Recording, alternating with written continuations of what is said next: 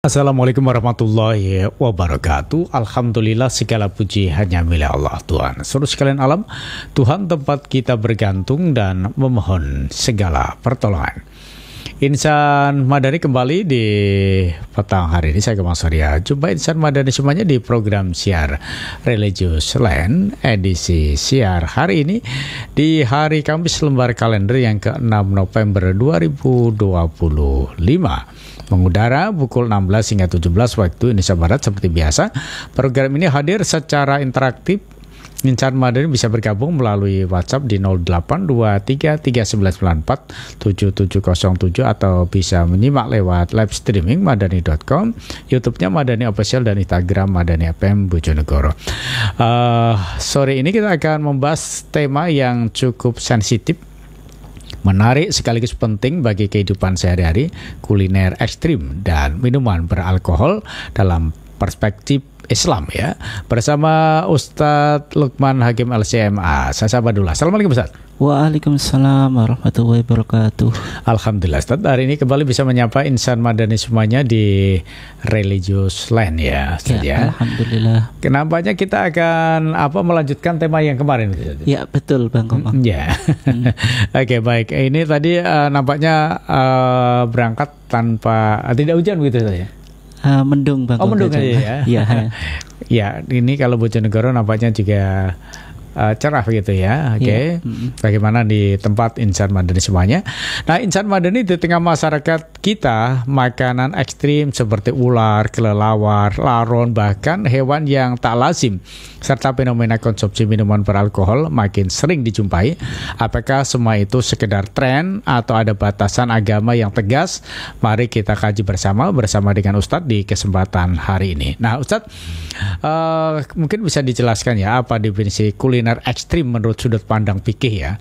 Adakah batasan tertentu yang digunakan ulama untuk mengkategorikannya termasuk kuliner ekstrim ini ya? Iya, terima kasih Bang Komang. Insan Madani yang dimuliakan Allah. Jadi insya Allah kita akan bicara topik yang cukup menarik ya, yang berkaitan dengan kuliner ekstrim ya. Dan juga nanti minuman beralkohol. Kita awali dulu Bang Komang dari apa yang disebut dengan kuliner ekstrim ya. Ekstrim ya. Ya. Ini bukan sekedar kuliner ya Bang, karena punya sifat ekstrim. Oh iya.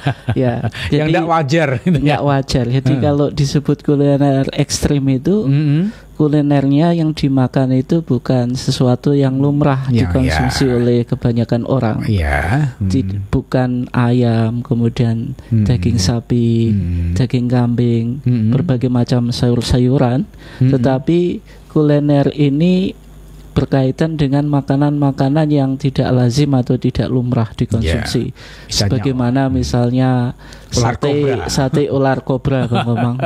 Kemudian rica-rica biawak, kemudian botok endong misalnya, maupun misalnya sate buaya dan seterusnya. Itu yang disebut. Kalau entungnya entung tomat sama lombok, itu beda lagi.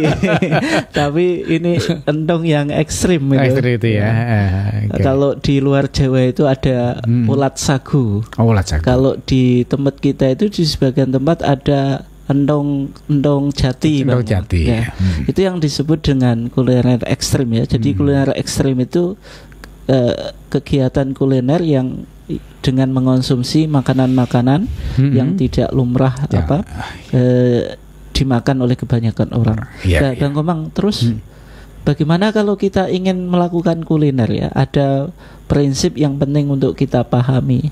Ya, kalau kita ingin kuliner ya pertama carilah makanan yang halal. Makanan halal itu apa saja sudah kita kaji di minggu yang lalu ya. Jadi kalau kita lihat di dalam hadisnya Nabi Muhammad SAW bersabda, ma ahallallahu fi kitabihi fahuwa halal. Setiap yang dihalalkan Allah di dalam kitabnya maka itu halal gitu. Yang halal apa? Ya banyak sekali, dan hukum asal makanan itu ya halal. Al-aslu fil asya al-ibaha. Hukum asal sesuatu itu mubah Bang Komang. Oleh sebab itu mana yang lebih banyak, yang dihalalkan atau yang diharamkan? Ya pasti jawabannya yang dihalalkan itu lebih banyak daripada yang diharamkan.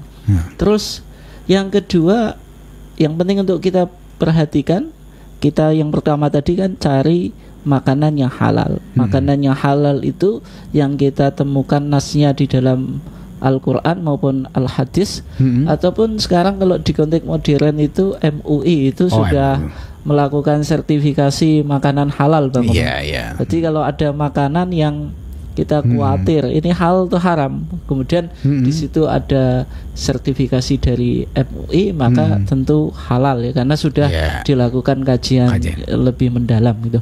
Terus yang kedua, menghindari makanan yang haram, karena di dalam hadis tadi, hadis Abu Darda, Rasulullah tadi melanjutkan, yaitu wa ma haramahullahu fi kitabihi fa huwa haram.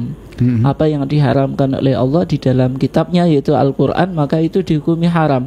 Yang haram apa? Paling tidak 4 yang sudah kita kaji ya di minggu yang lalu, sebagaimana firman Allah Subhanahu wa taala, innama harama alaikumul maitata waddama walahmal khinziri wa ma uhilla bihi lighairillah.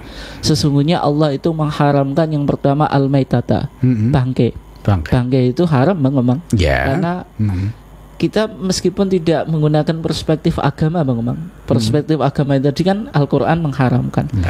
Orang yang memiliki sifat tabiat alamiah itu pasti ketika disuguhkan 2 makanan, yang satu makanan yang disembelih, yang satu tidak disembelih, misalnya ayam, Bang Omang, yang satu disembelih, yang satu tidak disembelih, maka naluri manusia akan memilih yang terbaik, yang disembelih. Artinya yang tidak mati atau bangkai, Bang Komang. Kemudian yang kedua, wadama, yaitu darah. Darah ini haram karena dalam tinjauan medis pun mengonsumsi darah itu tidak baik untuk kesehatan.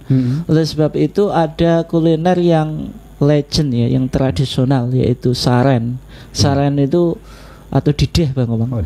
Itu makanan yang terbuat dari darah, bisa darah ayam, darah kambing atau darah sapi. Maka itu haram karena itu tadi darah. Al-Quran sendiri menas, yaitu menjelaskan keharamannya darah, meskipun itu menjadi makanan tradisional gitu. Karena tadi bertentangan dengan Al-Quran. Kemudian yang berikutnya walahmal khinzir, yaitu daging babi. Daging babi itu B2, Bang Komang. Kalau 02 itu bekicot. Daging babi itu haram. Misalnya, ya meskipun ini juga di sebagian tempat makanan tradisional, Bang Komang. Di Bali itu ada babi guling gitu, sampai kulitnya itu kayaknya crispy gitu, Bang Komang, kriuk gitu. Nah, sebagian orang ngomong daging terlezat di dunia itu daging babi gitu. Katanya Bang Komang, kita kan juga nggak pernah nyoba. Tapi seandainya pun itu iya gitu, tentu itu tidak betul. Karena tidak betul dalam artian dalam perspektif syariat tidak benar. Ketika syariat mengharamkan daging babi itu pasti ada penelitian, itu kan nggak jelas, tetap diperdebatkan, Bang. Meskipun mungkin ada kehati-hatian dalam menyajikan daging babi itu sehingga cacing pita yang ada di dalamnya itu mati, tetap itu hukumnya haram. Kenapa? Karena itu masih spekulatif gitu loh. Sehingga ketika Islam mengharamkan daging babi itu melihat ada maslahat yang lebih besar, yaitu maslahat kesehatan. Kalau kita bicara tentang kesehatan, Bang Komang, kan kita pernah mengkaji maqasid syariah, tujuan lahirnya syariat yang berupa larangan atau perintah, Bang Komang. Itu syariat ingin memproteksi 5 perkara. Yang pertama hifdzuddin, menjaga agama. Yang kedua hifdzun nafs, menjaga jiwa. Yang ketiga hifdzul aql, menjaga akal. Yang keempat hifdzul mal, menjaga harta. Yang kelima hifdzun nasl, menjaga keturunan. Nah, dalam kaitannya mengkonsumsi tadi daging babi, lahmal khinzir, itu ada cacing pita yang berbahaya untuk kesehatan kita gitu. Kalau kita tidak berhati-hati, maka ketika kita mengkonsumsi itu justru membahayakan kesehatan kita. Maka di sini syariat ingin hifdzu tadi, Bang, hifdzu an-nafs, menjaga jiwa, supaya badan kita itu tidak rusak karena mengkonsumsi sesuatu yang membahayakan kesehatan kita. Terus wa ma uhilla bihi li ghairillah, sesuatu yang disembelih bukan atas nama Allah. Jadi ini yang diharamkan di dalam Al-Quran. Terus dalam hadis tadi Bang Omang, ini kaidah yang ketiga ya, sebelum kita kuliner, sehingga kalau kita kuliner kan harus diperhatikan ini halal atau haram, atau enggak ada penjelasan halal dan haram ya. Maka hadis yang ketiga tadi, kok hadisnya dalam hadis tadi Rasulullah melanjutkan wa masa kata anhu fahuwa afun. Apa yang didiamkan Allah maka itu dimaafkan. Artinya enggak ada penjelasan ini halal atau haram, maka kembali kepada hukum asal, yaitu al-aslu fil asya al-ibahah. Hukum asal sesuatu itu boleh, atau al-khilu dalam konteks makanan ya halal. Itu Bang Omang. Itu yang penting untuk kita perhatikan sebelum kita melakukan kuliner atau ketika kita berkuliner Bang Omang. Gitu ya. Oke, baik. Insan Madani tentu kami undang interaktif di layanan yang kami sediakan di 082331947707. Terima kasih buat Mas Panji Koril Amin yang ada di Kedung Adem sana ya. Siap mengikuti kajian Ustadz Lukman Mas Komang. Semoga bermanfaat ya. Oke, baik, terima kasih. Begitu saja. Oke. Nah, Ustadz, kan ada anggapan bahwa selama hewan tidak beracun dan tidak membahayakan tubuh, maka hukumnya boleh. Apakah benar demikian ya anggapan orang yang menyampaikan demikian itu ya? Ya, kalau kita lihat Bang Omang, ini saya bawa kitab Fathul Mu'in ya. Fathul Mu'in itu kitab yang umum dikaji di pesantren di Indonesia, yang ditulis oleh Syekh Zainuddin Al-Malibari. Hewan atau makanan yang tadi yang membahayakan itu tentu haram Bang Omang. Pokoknya apapun yang membahayakan, meskipun itu bukan hewan, misalnya mengonsumsi tanah Bang Omang. Hukum tanah itu dikonsumsi atau tidak kan nggak ada penjelasan yang Bang Omang. Yang jelas tanah itu bukan makanan gitu. Tapi di makanan tradisional Bang Omang ada emping tanah, apa itu Bang Omang namanya dulu? Dulu ada nama itu. Ya kalau itu tidak membahayakan nggak apa-apa, tapi kalau misalnya membahayakan ya haram kan itu. Dulu kan ada emping yang terbuat dari tanah itu Bang Omang ya. Itu di waktu kecil itu masih ada. Mungkin sekarang di pasar-pasar tradisional itu masih dijual. Kalau itu tidak membahayakan maka tidak apa-apa. Tapi kalau madzara, sesuatu yang membahayakan tubuh kita, maka tidak boleh untuk dikonsumsi gitu. Terus ma fihi sumun, sesuatu yang ada racunnya gitu. Ya misalnya gini Bang Wan, ikan yang ada di air atau di laut atau di sungai, hukum asalnya apa? Halal ya. Di dalam hadis Abu Hurairah kemarin sudah kita bahas ya, ada sahabat yang melakukan yang berlayar Bang Omang, naik kapal, nggak membawa persediaan logistik air yang cukup sedikit ya, mau berwudu itu takut airnya habis. Kemudian sahabat tadi bertanya kepada Rasulullah, ya Rasulullah, afanatawadhu bima'il bahri, bolehkah kita berwudu dengan air laut itu? Rasulullah menjawab, huwa tahuru ma'uhu al-hillu maitatuh, air laut itu airnya suci dan mensucikan gitu. Maksudnya artinya boleh dibuat wudu Bang atau bersuci ya. Al-hillu maitatuh, bangkainya haram, bangkainya itu halal sehingga ikan itu nggak perlu untuk disembelih gitu. Baik ia mati dengan sendiri atau tidak, itu halal gitu. Tapi kalau misalnya ada ikan yang membahayakan kesehatan Bang Omang, menurut pengalaman kalau mengonsumsi ikan ini akan keracunan. Demikian juga belalang itu kan sama dengan ikan, artinya nggak perlu untuk disembelih, mati pun halal. Rasulullah kan bersabda, ukhilat lana maitatan, dihalalkan bagi kami dua bangkai. Yang pertama as-samaku, ikan. Yang kedua wal jarot, yaitu belalang. Tapi kalau kayak kejadian di Bojonegoro itu sekitar 3 bulan atau 4 bulan yang lalu Bang Omang, ada orang yang mengonsumsi belalang itu ternyata meninggal itu, keracunan. Ya, benar. Maka belalang yang semacam itu yang berpotensi membahayakan karena ada racunnya. Meskipun hukum asalnya tadi kan halal Bang Komang, maka tidak boleh dikonsumsi. Demikian juga kalau ada ikan yang di situ membahayakan kesehatan, ada racunnya atau belalang ataupun makanan yang lain. Intinya kaidah syariat kita Bang Komang itu sangat menarik dan komprehensif. Nabi bersabda, la dzarara wa la dzirara. Tidak boleh ada bahaya untuk diri kita sendiri maupun orang lain.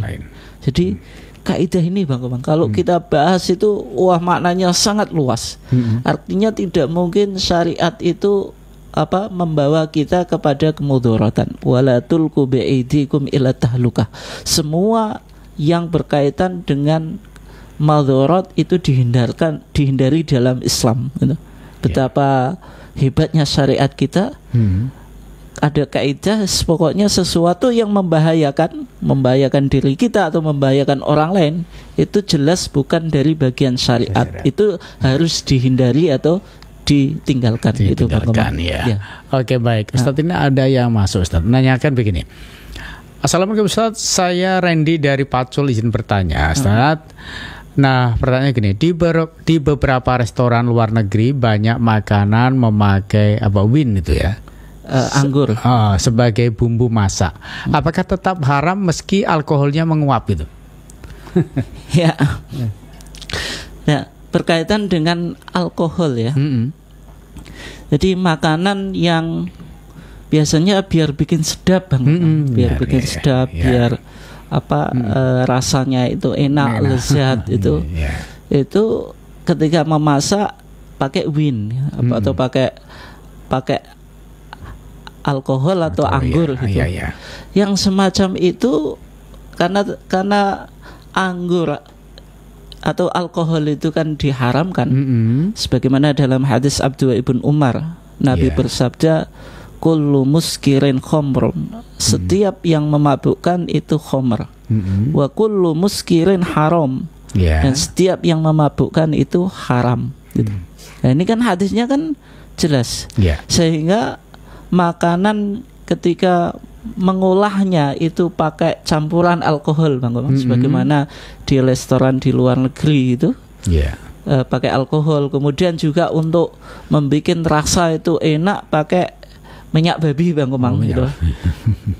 Bahkan tidak hanya di luar negeri, kita kan sering Bang Komang makanan-makanan tertentu itu rasanya enak, ternyata di antara resepnya itu pakai minyak babi ya tentu hal itu tidak boleh ya. Jadi itu kan tercampur antara suatu yang halal dan haram. Misalnya masak daging Bang Komang, entah daging ayam atau daging sapi, tapi dicampuri tadi arak atau dicampuri minyak babi, kan tercampur dua hal, yang satu halal, yang satu haram. Maka kaidahnya dimenangkan yang mana Bang Komang? Dimenangkan yang haram. Makanya idza ijtama'a al halalu wal haram ghuliba al haram. Kalau berkumpul antara yang halal dan haram, maka dimenangkan yang haram. Karena kan nggak bisa kita hindari gitu. Oleh sebab itu, supaya kita tidak terjerumus ke, maksudnya tidak bisa kita hindari itu, yang haram kan tidak bisa kita pisahkan gitu. Oleh sebab itu ya tadi syariat memberikan kaidah kalau semacam itu lebih baik dihindari gitu ya. Oke, baik Ustaz, ini saya lanjutkan ya pertanyaannya. Ustaz, apakah kuliner ekstrim termasuk bentuk tasabuh atau menyerupai perilaku kaum yang tidak sesuai syariat itu ya? Ini menarik Bang Komang. Kan kita di era modern ini terjadi pergeseran Bang Komang. Pergeseran lifestyle gitu, dari masyarakat yang tradisional ke masyarakat modern gitu. Gaya hidup itu terjadi perubahan. Kalau orang dulu makan atau kuliner itu kan hanya untuk bagaimana mengisi perut Bang. Meskipun mengisi perut itu kan juga milih-milih memilih-milih makanan Bang Komang ya. Mencoba makanan tradisional di setiap daerah itu. Yang secara umum kan menikmati makanan terus mengisi perut. Tapi di era modern ini kuliner itu semacam tadi Bang Komang, tren gitu. Kalau makan makanan itu bukan sekedar untuk mengganjal perut atau mencari makanan yang baik baik untuk dikonsumsi atau berdampak baik untuk tubuh kita supaya sehat Bang Komang. Tapi bergeser, yaitu kuliner itu menjadi tren atau sensasi lah. Kalau nanti makan makanan yang nggak umum sambil di foto Bang Komang, habis itu diposting kan ya menarik Bang Komang. Iya, menarik benar. perhatian menarik perhatian Bang Komang, viewers yang melihat atau apa tadi di dunia internet itu apa Bang Komang yang menonton itu namanya itulah pokoknya viewers itu ya. Oleh sebab itu dari mana itu muncul? Ya diantaranya tadi yaitu dunia globalisasi ini. Kalau orang bikin konten itu macam-macam Bang Komang ya bikin yang menarik itu. Misalnya saya ngikuti itu di Thailand itu semuanya makanan dimakan Bang, yang nggak biasa dikonsumsi, mulai tikus, kemudian kucing, kemudian biawak, buaya dan seterusnya. Itu kontennya yang menarik itu karena sesuatu yang tidak lumrah dinikmati oleh kebanyakan orang gitu. Nah, dari situ maka penikmat kuliner ekstrim itu bisa jadi tasabuh tadi. Tasabuh melihat budaya yang kebetulan budaya ini tidak Islam ya. Kalau mungkin di negara mayoritas, kalau di Thailand itu kan non Muslim ya. Oleh sebab itu mereka nggak ada larangan untuk makan apapun selama selama itu tidak ada undang-undangnya Bang Komang. Mereka kan nggak ada hukum halal haram sebagaimana dalam Islam ada syariat itu.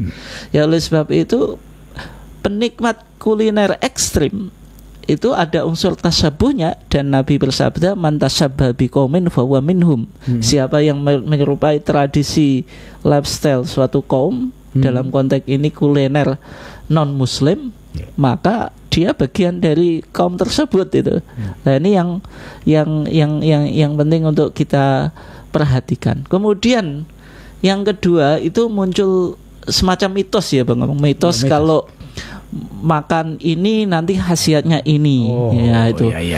Padahal itu belum dibuktikan secara medis Bang. Ya, penelitian di dunia medis kan belum ada gitu. Misalnya contohnya penikmat sate ular kobra Bang. Ya ada satenya, kemudian darahnya diminum plus empedunya Bang. Nah itu. Nanti dicampur arak. Araknya haram, darahnya haram. Empedunya karena ular itu juga haram ya, karena Nabi memerintahkan untuk membunuhnya. Yang kedua minal khaba'ith, dari sesuatu yang menjijikkan itu, nggak layak untuk dikonsumsi.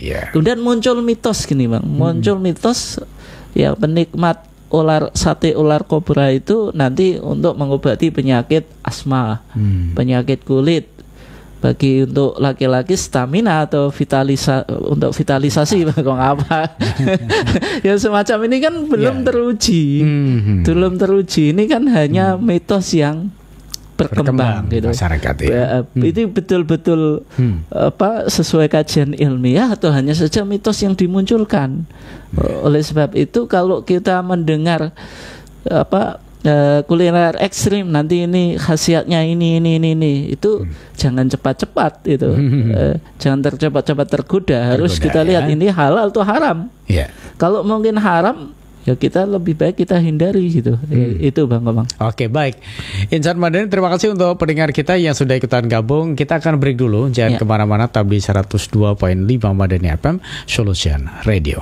Insan Madani dimanapun Anda kembali, masih dari jantung kota Bojonegoro, Jalan Togumar 48 di program siar Religious Land. Di edisi siar hari ini tentu kami undang interaktif di layanan yang kami sediakan di 082339947707. Itulah fasilitas yang kami sediakan untuk Anda bersama dengan program siar Religious Land ya. Nah ini nampaknya sudah ada yang masuk lagi nih Ustaz ya. Ya. Assalamualaikum warahmatullahi wabarakatuh. Waalaikumsalam warahmatullahi wabarakatuh. Pak Ustadz, teman saya bilang pernah diajak temannya mencicipi sate ular kobra karena dipercaya meningkatkan stamina. Seperti yang tadi sudah disampaikan Ustaz ya. Ya. Apakah pengobatan seperti ini dibolehkan begitu ya? Ya, terima kasih ya. Berarti kita bicara tentang berobat dengan sesuatu yang haram. Yang pertama yang penting untuk kita pahami, berarti kalau makanan itu termasuk yang haram, itu ya dihindari, tidak boleh dikonsumsi. Tapi yang menjadi pertanyaan, boleh atau tidak seseorang berobat dengan makanan-makanan yang haram. Misalnya tadi ular, ular itu haram. Kenapa? Yang pertama, umiro bikotlihi, ular itu kata Nabi disuruh dibunuh, karena membahayakan. Di antara hewan yang disuruh untuk dibunuh itu ular. Yang kedua, kaidahnya wa yuhillu lahumut thayyibat wa yuharrimu alaihimul khaba'ith. Allah menghalalkan makanan-makanan yang baik dan mengharamkan yang buruk atau yang menjijikkan, itu. Nah, ular itu ya termasuk khaba'ith, sesuatu yang menjijikkan. Termasuk tokek Ustaz. Biasanya kan ada orang sakit gatal disuruh makan. Termasuk tokek juga. Oleh sebab itu yang penting untuk kita perhatikan, berarti ini haram. Nah, terus masalahnya kan dipercaya sebagai obat gitu. Ya kaidahnya dalam hadis Ummu Salamah ya, Nabi Muhammad SAW bersabda, Innallaha lam yaj'al sifaakum fima harama alaikum. Innallaha, sesungguhnya Allah, lam yaj'al, tidak menjadikan sifaakum, kesembuhanmu, fima harama alaikum, di dalam sesuatu yang Allah mengharamkan. Artinya tidak mungkin obat itu terdiri dari sesuatu yang haram, zatnya haram. Tidak mungkin obat itu terbuat dari sesuatu yang haram, karena Allah tadi tidak akan menjadikan kesembuhan itu dari sesuatu yang haram. Terus di hadis Wa'il al-Khadrami, kita pelan-pelan dulu Bang ya, bahwasanya Thariq ibn Suwaid itu sahabat Nabi pernah bertanya kepada Nabi, anil khomri yasna'uha lidawa, tentang khomer atau minuman keras yang dibuat untuk obat. Bagaimana jawab Nabi? Innaha laysat bidawain, sesungguhnya ini bukan obat, walakinnaha da'un, akan tetapi itu penyakit. Bukan obat, tapi malah penyakit. Nah, dari kaidah ini bisa kita pahami, tidak mungkin obat itu bisa menyembuhkan kalau terbuat dari sesuatu yang haram gitu. Ini kaidah umumnya Bang. Oleh sebab itu kalau ada pernyataan-pernyataan atau ungkapan-ungkapan atau statement-statement yang berkembang di masyarakat, itu kan biasanya ini mitos atau fakta ya. Mitos itu hanya anggapan, belum diuji secara ilmiah, belum dilakukan penelitian secara lab atau sebagaimana di dalam dunia kesehatan atau dunia apotek medis, atau belum teruji Bang. Termasuk tadi ular untuk stamina atau untuk vitalitas, itu kan belum teruji, sehingga bisa jadi itu hanya mitos. Tapi kalau gini Bang Komang, misalnya ini hanya misal Bang Komang, dalam kajian medis keluar jurnal hasil penelitian bahwasanya misalnya manfaat tadi sate ular kobra untuk vitalitas, atau orang yang punya penyakit asma minum tokek Bang Komang. Kok minum tokek, makan tokek Bang Komang itu. Ini penelitian ilmiah itu. Dan orang ini sangat membutuhkan. Tapi kalau vitalitas itu masih banyak alternatif Bang Komang. Kan nggak harus pakai yang haram. Iya. Vitalitas misalnya telur ini kan sama-sama telur sama itu loh Bang Komang ya kan. Tahulah apa di obat-obat tradisional. Vitalitas itu kan masih banyak alternatif dengan obat-obat tradisional Bang. Gatal juga semacam itu. Misalnya ini Bang Komang. Sesuatu yang haram itu ada biasanya kan di obat untuk vaksin polio itu mengandung enzim babi. Sedangkan orang ini kalau tidak divaksin akan menyebabkan kelumpuhan. Berarti kan ada kemaslahatan yang cukup besar Bang Komang. Atau ada obat ini kalau tidak dikonsumsi nanti menyebabkan pasien ini meninggal gitu. Karena belum ada alternatif. Sedangkan obat tadi ada unsur babinya atau enzim babinya. Nah itu nanti kaidahnya pakai fikih darurat yang sudah kita kaji di minggu yang lalu Bang Komang. Sehingga semacam ini kan menyalahi kaidah asal gitu loh. Dalam konteks makanan kan Nabi Allah Subhanahu wa taala mengatakan apa Pak? Bang Komang faman itu ghairu bagin wala adin fala itsma alaih. Kalau keadaan terpaksa makanan yang haram boleh. Sehingga ad-daruratu tubihul mahdurat. Sesuatu yang terpaksa membolehkan yang diharamkan. Tapi harus yang pertama Bang Komang, kalau ini obat ya, obat di dunia medis ya. Misalnya ada enzim babinya. Harus itu bisa dibuktikan secara ilmiah menurut dunia medis ini berkhasiat untuk menyembuhkan penyakit tertentu. Kalau tidak pasiennya akan meninggal. Berarti kan keterangan ahli Bang Komang. Yang kedua, obat itu kan jenisnya banyak. Ya, misalnya kebetulan saya juga Dewan Pengawas AIK Bang Al-Islah dan Muhammadiyah di Rumah Sakit Muhammadiyah.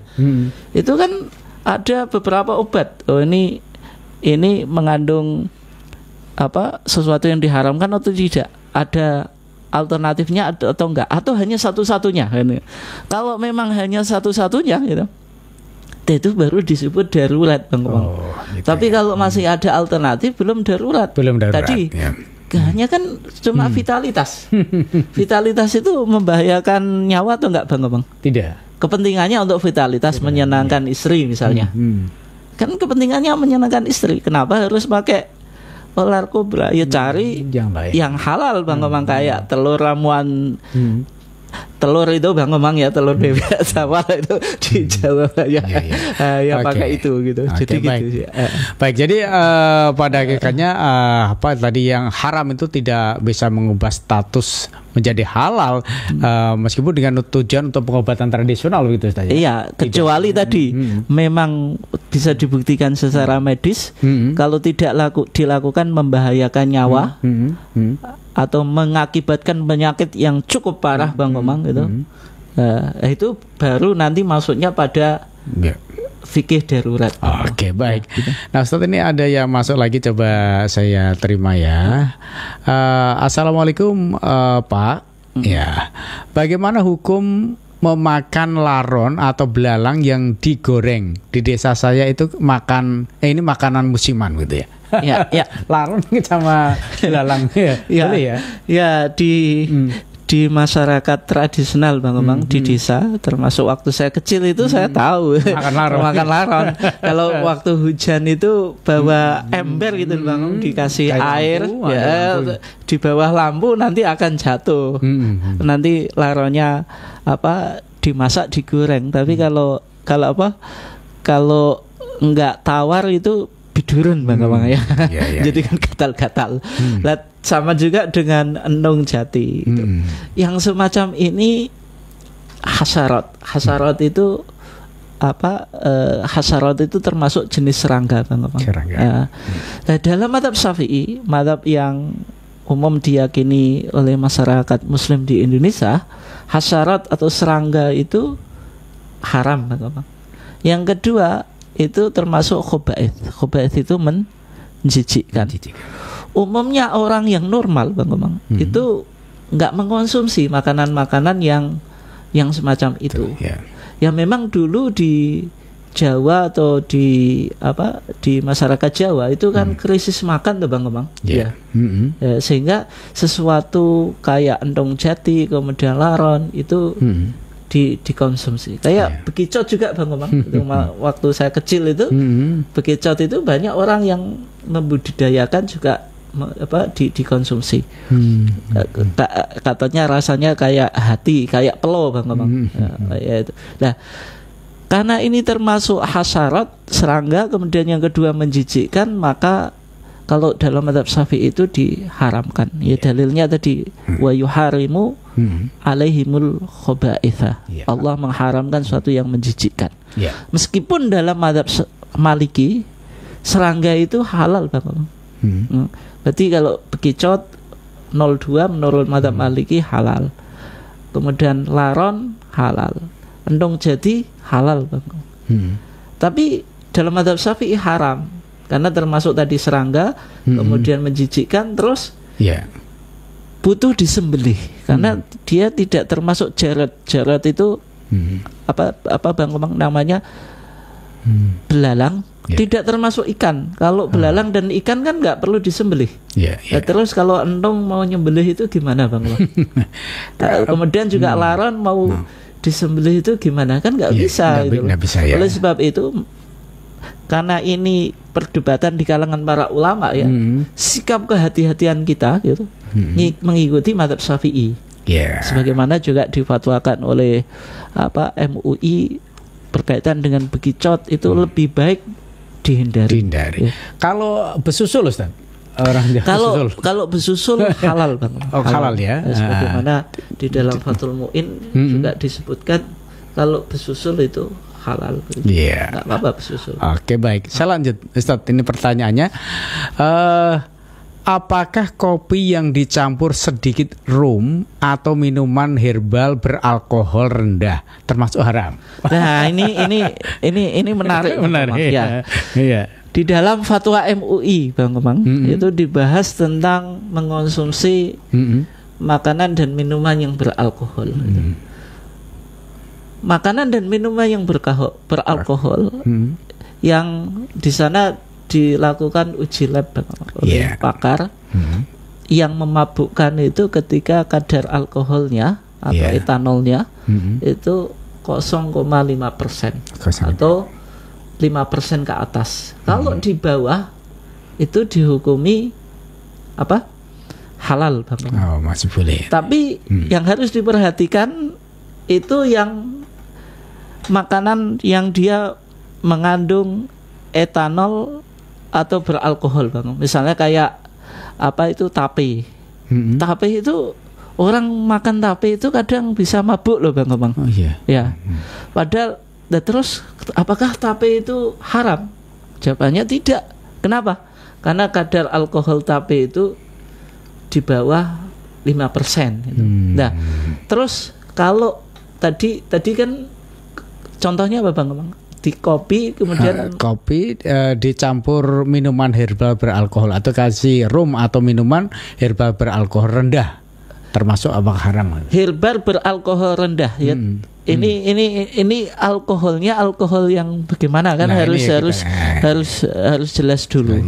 Tapi kalau misalnya yang tadi makanan dan minuman yang difermentasi Bang, itu kan tetap mengandung kadar alkohol toh. Kayak misalnya Bang Kemang, contohnya di daerah Tuban itu dari legen menjadi apa Bang Kemang? Toa ya. Itu juga harus dilihat. Toa itu ketika dia didiamkan semakin lama semakin banger Bang. Itu kadar alkoholnya akan semakin tinggi gitu. Mungkin ketika diambil dikasih babaan apa itu yang orang daerah Tuban lebih pandai menjelaskan Bang. Kan toa kemudian dikasih babaan nanti diambil. Itu mungkin belum begitu busuk, itu kadar alkoholnya mungkin itu kurang dari 5% sehingga diminum itu tidak memabukkan. Tapi semakin lama nanti semakin tinggi. Nah, oleh sebab itu kan harus dilihat dulu gitu. Itu herbal itu yang bagaimana kan itu. Kalau terus gini, kalau misalnya arak gitu. Arak itu jelas Bang Komang kadar alkoholnya lebih di atas 5%. Tapi kalau orang minum 1 sendok itu bisa jadi nggak mabuk Bang Komang. Apakah itu halal atau haram Bang Komang? Tetap haram. Karena Nabi bersabda ma askara kathiruhu faqaliluhu haram. Setiap yang memabukkan banyak atau sedikit dihukumkan haram. Kenapa? Karena Islam itu ingin melakukan tindakan preventif Bang. Kalau sedikit dihukumi tidak halal, nanti dia akan ingin nambah. Ya. Nanti kan juga akhirnya akan mabuk.